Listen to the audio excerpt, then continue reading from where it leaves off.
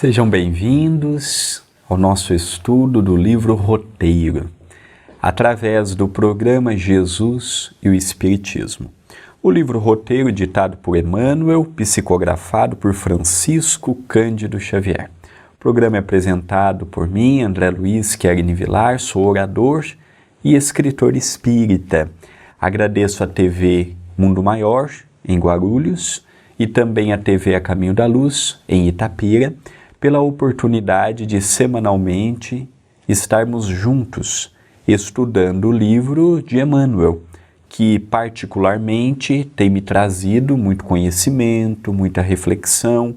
Tenho visto hoje o que não via no ontem, e muitas pessoas, pelo que tem escrito para mim, têm me dito a mesma coisa. Então o objetivo tem sido alcançado. Como eu disse na última aula, no último estudo, nós vimos o início do capítulo 14, Evangelho e Alegria. E neste vídeo faremos a conclusão do capítulo proposto por Emmanuel. Começam a reinar o contentamento e a esperança. Mais tarde, o mestre inicia o seu apostolado numa festa nupcial, assinalando os júbilos da família. Esse é um ponto que vale a pena meditarmos.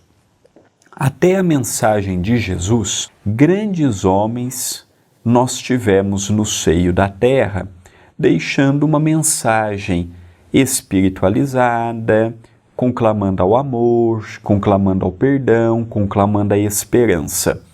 Só que nenhum deles, com todo o trabalho imenso que tiveram, foram objetivos como Jesus foi.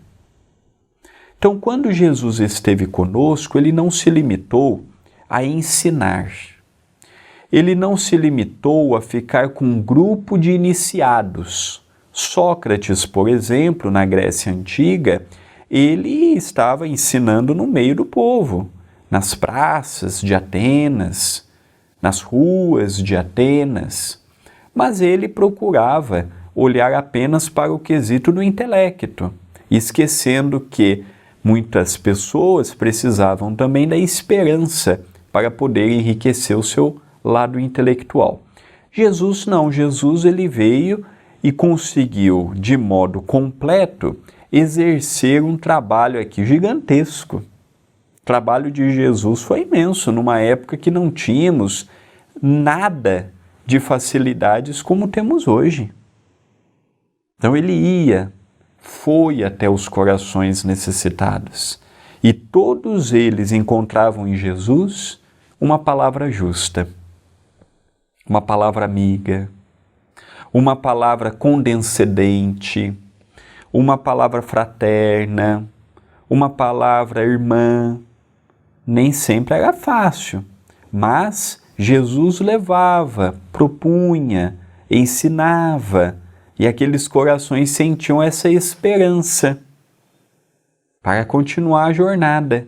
Algumas perdiam os filhos, não tinham consolo, outros perdiam o emprego, perdiam a fortuna, e Jesus sempre ali com uma palavra: olha, vamos olhar também o outro aspecto, vamos ver a graça que Deus está nos dando, a saúde, a inteligência, a força física. Tem pessoas que não têm nada disto. Então Jesus ele também fazia este papel de mostrar que, apesar das dificuldades, das lutas e das complicações, eles tinham coisas que poderiam valorizar, coisas que poderiam agradecer, mesmo estando num momento delicado. Então foi assim que Jesus falou com os apóstolos, com os familiares dos apóstolos, dos discípulos, dos seguidores, das multidões que lhe seguiam, sempre com uma palavra direcionada. Jesus, quando conversava com uma pessoa, sabia com quem ele estava conversando, o problema que a pessoa tinha. Então isso facilitava aí muito na hora de levar um consolo que era apropriado ao problema daquela pessoa. Continua Emmanuel. Como que, percebendo limitação e estreiteza em qualquer templo de pedra para a sua palavra no mundo, o Senhor principia as suas pregações à beira do lago, em pleno santuário da natureza, flores e pássaros, luz e perfume, representam a moldura de sua doutrinação. Jesus ele ensinava no meio da natureza, não tinha um templo propriamente dito. Conta que ele ensinava nos montes, no lago de Genezaré, quando ele visitava uma cidade ou outra, visitava casas de amigos que o recebia. Em Cafarnaum, deixou muitos ensinamentos valiosos na casa de Simão Pedro. Para Jesus não tinha lugar não. Jesus ensinava onde ele estivesse. Onde ele estivesse, era uma palavra, era um pensamento, uma parábola, uma história que Jesus deixava para as pessoas que lhe acompanhavam. Jesus estava sempre pronto para levar a boa nova àqueles corações. Isto me chama a atenção. Quando chegam para ele e falam assim, Senhor, vai descansar um pouco, trabalhastes muito, vá repousar. Jesus diz, não, o Pai trabalha incansavelmente e eu também trabalho. Esta palavra, esta orientação de Jesus também é para mostrar para nós a importância de trabalharmos e que para fazermos a caridade eu não preciso estar na igreja, no centro espírita, com dia e hora marcada, não. Eu posso ser um trabalhador do Cristo onde eu estiver, como Jesus o foi. É verdade que eu não tenho a luz e o brilho de Jesus, mas eu posso já fazer coisas que no passado eu não podia. Então Jesus ele não tinha tempo ruim. Multidões ouvem-lhe a voz balsamizante. Doentes e aleijados tocam-se de infinitas consolações. Pobres e aflitos entreveem novos horizontes no futuro. Mulheres e crianças acompanham-no alegremente. Então aqui nós já ficamos a ter uma ideia do perfil da maioria das pessoas que seguiam Jesus. E ainda teremos mais exemplos de Emmanuel. Doentes e aleijados, pobres e aflitos, mulheres e crianças. Era o alvo principal quando Jesus ministrava um ensinamento. Eu fico imaginando há 2000 anos atrás consolar um doente, levar luz a um aleijado. Se hoje nós já vemos a dificuldade com cadeiras de roda, acessibilidade, dificuldade, que imagina a vida do aleijado há 2000 anos atrás. A vida do doente, qualquer coisa naquela época, a vida naquela época não passava dos 40, 45 anos de idade. Imagina nós levarmos um amparo. Os pobres, os deserdados da proteção dos poderosos da terra.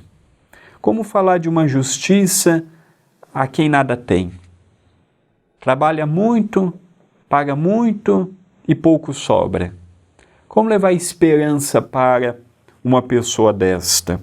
Mulheres e crianças, quantos pais nas guerras daquela época não perdiam a vida e ficavam as mulheres, os filhos, sem a proteção do pai, sem o trabalho do pai, passando grandes dificuldades. Naquela época não havia muita instituição que fazia o bem, caridade, da comida, roupa, agasalho, remédio, não. A penúria era muito maior. E aí chegou um homem desprovido de qualquer interesse pessoal. Jesus, ele toda a vida demonstrou que a sua preocupação era com o bem-estar das pessoas, nunca pegou nada para si, pelo contrário, multiplicou para o próximo, e foi o que ajudou, no curto espaço de tempo que ele esteve conosco, a amparar estes desvalidos da sorte. O Sermão da Montanha é o hino das bem-aventuranças, suprimindo a aflição e o desespero. Realmente, o Sermão da Montanha, as bem-aventuranças, são ensinamentos maravilhosos. Ali nós vemos um resumo dos ensinos de Jesus que toca profundamente os nossos corações, eleva o nosso pensamento e nos conclama a sermos uma pessoa mais justa, misericordiosa, branda, serena. Então, realmente, Emmanuel foi muito feliz quando nos diz a importância das bem-aventuranças.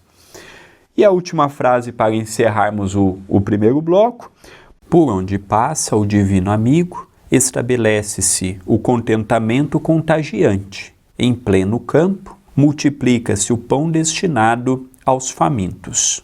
Então, olha Jesus, que era a esperança que Jesus levava. Então muitos chegavam doídos, sofridos, com dores de toda sorte, viam Jesus, tocavam em Jesus, ouviam Jesus, abraçavam Jesus e tinham um ânimo novo para seguir a jornada. Tinham aquele entusiasmo para seguir adiante. É isso que me chama a atenção em Jesus. E na condição de cristãos, é o que precisamos hoje fazer minimamente, num momento de tantas dificuldades, é o que eu posso fazer para consolar uma família. Hoje uma cesta básica é um consolo maravilhoso. Hoje levarmos um leite para uma criança que necessita de determinado medicamento, de determinado leite, de determinada nutrição, e a mãe, o pai não tem condição, e eu consigo prover naquela família por um tempo, é uma caridade imensa. Eu posso fazer a diferença como Jesus fez. Jesus fez a diferença para multidões. Eu não posso fazer para multidões, mas eu posso fazer para uma família, 2 famílias, 3 famílias. Eu posso não, eu devo fazer. Se eu tenho em minhas mãos esta possibilidade, nós não devemos perder a possibilidade. Nós não devemos passar diante de nós. Jesus não é apenas um poço de intelectualidade transmitindo ensinamentos que percorreram o tempo e o espaço e estão conosco até hoje. Jesus é mais. E é este mais, o trabalho na senda do bem, a ajuda voluntária perante o próximo, que nos ajudará verdadeiramente a compreendermos o Cristo, a vivermos o Cristo e a sentirmos o Cristo, como Paulo disse: já não sou eu quem vive em mim, e sim o Cristo que vive pelo meu intermédio. Um dia falaremos o que Paulo falou. Ainda não falamos, mas continuemos perseverantes, continuemos firmes nesta jornada que por vezes é ingrata, mas é uma jornada que, quando vemos um Deus lhe pague, uma vibração, um obrigado, uma palavra generosa, um sorriso despretensioso, nos dá ânimo para seguirmos adiante. Vamos para um rápido intervalo e já retornaremos.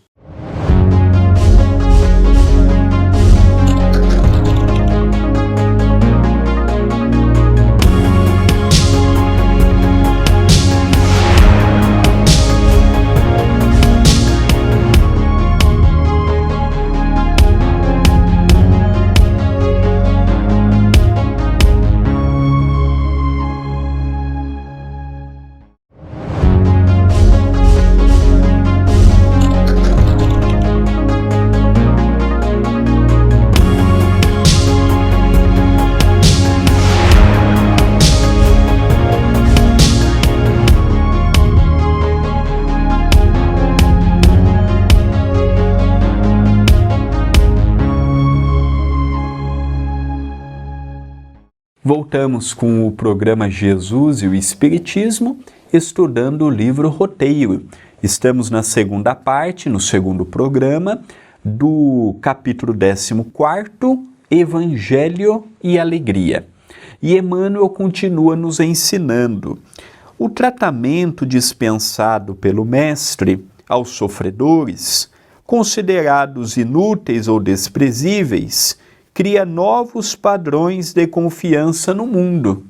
Então, as pessoas que antecederam Jesus, iluminando os corações, muito pouco se preocuparam com a indigência alheia.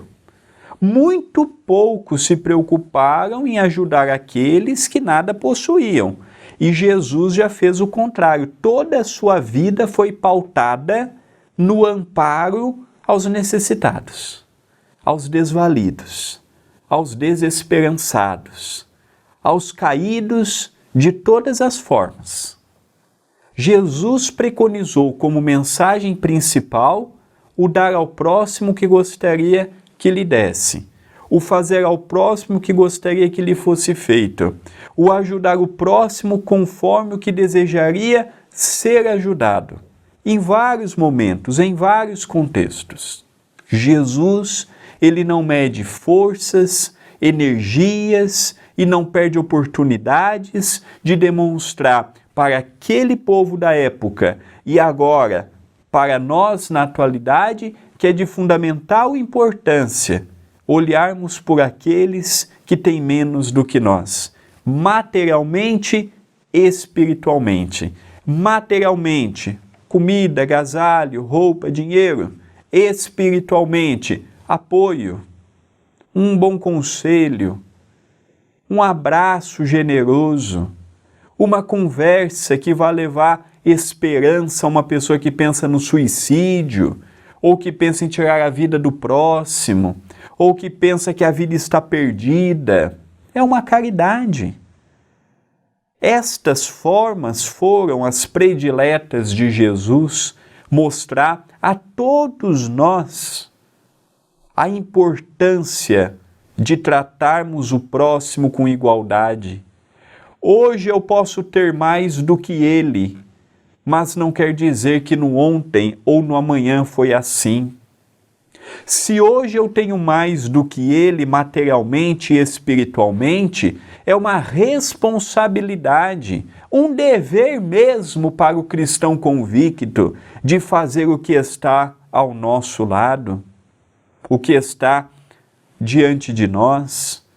Falamos muito do Cristo, enaltecemos muito o nome dele, propagamos as suas verdades, interpretamos os seus ensinamentos, mas eu acredito fielmente que chegou o momento oportuno para vivermos tudo o que sabemos, tudo o que falamos, tudo o que interpretamos, mas sem o trabalho com o próximo. Eu vou desenvolver muito o intelecto, mas vou observar que ele gerou benefício da fala, benefício da escrita, mas o benefício da ação ficou para outro plano. Continua Emmanuel. Desdobra-se o apostolado da Boa Nova no clima de alegria perfeita. Então, entre os discípulos, apóstolos, seguidores do Cristo, não era um ar de melancolia, de tristeza, deprimidos. Não, era um ar de alegria. Era um ar daquela boa nova que chegava, uma palavra totalmente diferente da que eles estavam habituados naquela época. Então isso contagiava e fazia com que o círculo próximo de Jesus estivesse sempre reinando esta fraternidade legítima. Continua Emmanuel. Cada criatura que registra as notas consoladoras do Evangelho começa a contemplar o mundo e a vida através de prisma diferente. É real. Isso acontece com quem vem do catolicismo, protestantismo, qualquer outra religião para o espiritismo. Aí vem o espiritismo e procura, através do cristianismo redivivo, recompor o cristianismo primitivo. E a pessoa diz assim: André, eu nunca vi a caridade sob este ângulo. André, eu nunca vi a bondade sobre este ângulo. Eu nunca vi o respeito sobre este ângulo. Que interessante, é uma visão nova. Então o Espiritismo, ele realmente, comparado com as outras religiões cristãs, ele tem uma nova forma de ver as virtudes, os vícios, de encarar a reencarnação como ponto básico de nossos ensinamentos. Então é muito curioso esta parte de Emmanuel e, ao mesmo tempo, verídica. Todos que conheceram Jesus passaram a ter um novo brilho nos olhos. Este mesmo brilho se encontra quando a pessoa chega na casa espírita. André Luiz, pelas mãos de Chico Xavier, nos diz que Quando a pessoa vai por 2 vezes a uma casa espírita, ela não será mais a mesma pessoa. Em pelo menos um ponto, algum assunto espírita lhe tocou as fibras do seu coração. Olha que interessante. Vem complementar o pensamento de Emmanuel. Então, Jesus inovou e o Espiritismo, com a sua mensagem extraordinária, começada por Allan Kardec, também revive, traz este brilho no olhar que Jesus projetava perante as pessoas que estavam ao seu lado. Continua Emmanuel. Surge-lhe a terra por bendita escola de preparação espiritual, com serviço santificante para todos. Então, o que Jesus diz? Todos têm condições para trabalhar na minha seara. O que tem facilidade para escrever, escreva. O que tem facilidade para interpretar a mensagem, interprete. Quem tem condições de ensinar uma mulher ou um homem, o que quer que seja, costurar, ensine. Se tem oportunidade de ensinar uma profissão, ensine. Não existe trabalhador melhor ou pior perante o Cristo. O cego perante o Cristo tem importância e pode trabalhar na sua vinha. O aleijado tem importância e pode trabalhar na sua vinha. O doente de toda sorte, a mesma coisa. Cada um fazendo o que tem condições para fazer. Todos nós temos condições de fazermos ao menos algo, uma situação, uma coisa perante a obra do Cristo. Não precisa ser muito, uma. Nós já temos condições para isto. Eu quero, eu desejo, eu posso, eu vou fazer, eu vou atender o pedido. Aí já são outros questionamentos filosóficos, pessoais, que cada um de nós vai fazendo no tempo oportuno. Mas nenhum de nós pode dizer assim, eu não tenho condições de ajudar o Cristo. Eu não serei admitido no trabalho do Cristo. Não podemos dizer isto. Existe trabalho para todo tarefeiro, sincero e convicto. Para todos. Como Jesus fez na sua época. Maria Magdala, por exemplo, uma mulher de uma feição belíssima, considerada uma mulher de má vida. Quando foi à aldeia de Cafarnaum conversar com Jesus na casa de Simão Pedro, se tornou uma grande trabalhadora do Cristo. E os seus exemplos precederam na história os seus feitos heróicos. Então, todos nós temos condições. Todos nós podemos fazer algo para ajudar uma pessoa, começando dentro de casa. Todos nós. Continua Emmanuel. Cada enfermo que se refaz para a saúde é veículo de bom ânimo para a comunidade inteira. Então, cada enfermo que chega no centro espírita, enfermo da mediunidade, enfermo da obsessão, enfermo do corpo, recebe ajuda e todos notam a diferença que aquela pessoa passou a ter, é uma alegria para o grupo. Nossa, fulano chegou tão doente, tão problemático, tão sofrido, e olha como está. Eu já deparei com casos assim na casa espírita. Eu já vi pessoas do meu lado chegar em frangalhos e hoje são grandes tarefeiros. Eu já vi pessoas com vícios como das drogas, totalmente comprometido e que hoje grande tarefeiro da casa espírita. Então, é momento de alegria quando isto ocorre, porque nós vemos a pessoa como era, a pessoa como estava e vemos que bacana pelo esforço da pessoa e pela ajuda espiritual, mas sem tirar o mérito da pessoa. Olha como está bem, equilibrada, centrada, serena. Isso aconteceu na época do Cristo e acontece até hoje. Cada sofredor que se reconforta constitui edificação moral para a turba imensa. Isso acontece realmente. É a força do exemplo, é a força da renovação. O exemplo arrebata, o exemplo arrasta, o exemplo tem seguidores, tanto para o bem quanto para o mal. Então, quando ele fala, olha, a pessoa era daquela forma, mas se tornou assim, olha o exemplo E aquilo nos contagia. Continua Emmanuel: Madalena, que se engrandece no amor, é a beleza que renasce eterna. E Lázaro, que se ergue do sepulcro, é a vida triunfante que ressurge imortal. E ainda, do suor sangrento das lágrimas da cruz, o Senhor faz que flua o manancial da vida vitoriosa para o mundo inteiro, com o sol da ressurreição, a irradiar-se para a humanidade, sustentando-lhe o crescimento espiritual na direção dos séculos sem fim. Então, esses dois últimos parágrafos, Emmanuel, felicíssimo como sempre, extraordinário nos seus conhecimentos ministrados pelo médium Chico Xavier, arrebata o capítulo dando o exemplo de Maria Madalena, ou Maria de Magdala, e também o exemplo do amigo de Jesus, Lázaro, irmão de Marta e de Maria, também mostra para nós a importância destes personagens daquela época.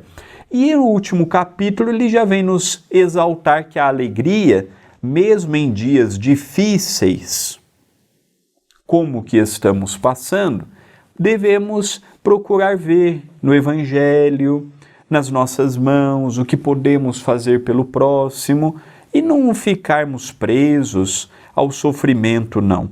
Devemos libertar-nos das amarras, das lutas, das complicações que diariamente nos chegam. Devemos filtrar os pensamentos que alimentamos, as companhias espirituais que convidamos ao nosso lado, senão vamos passar uma existência toda e não vamos encontrar alegria no Evangelho. Se nós não procurarmos a mudança de pensamento, a mudança de comportamento, a mudança no roteiro da nossa jornada evolutiva, eu vou ler uma mensagem dessa e falar: eu passei a vida toda, trabalhei pelo Cristo e não senti alegria. Então está em nossas mãos encontrarmos alegria. Vamos encerrando o programa de hoje. Agradeço a TV Mundo Maior de Guarulhos e a TV A Caminho da Luz de Itapira pela oportunidade do estudo. Espero que a nossa semana seja de paz, de luz, e no próximo vídeo nós vamos dar início na primeira parte do capítulo 15, Evangelho e Individualidade. Hoje foi Evangelho e Alegria. No próximo vídeo, Evangelho e Individualidade. Votos de muita paz e até o próximo programa.